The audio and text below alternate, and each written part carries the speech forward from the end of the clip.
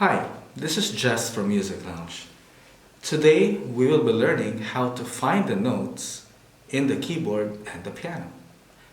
Let's get started. The keyboard and the piano have both black keys and white keys.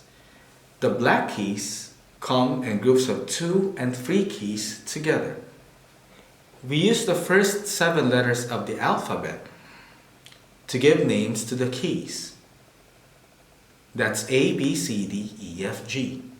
To find C, look for the white key immediately to the left of the first in the set of 2 black keys together. So if you have these 2 black keys, the white note to the left of it, immediately to the left of it, is a C.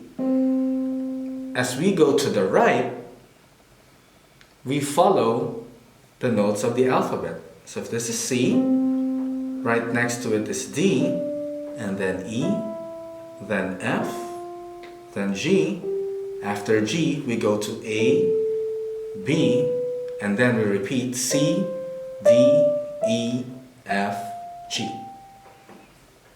On the left side,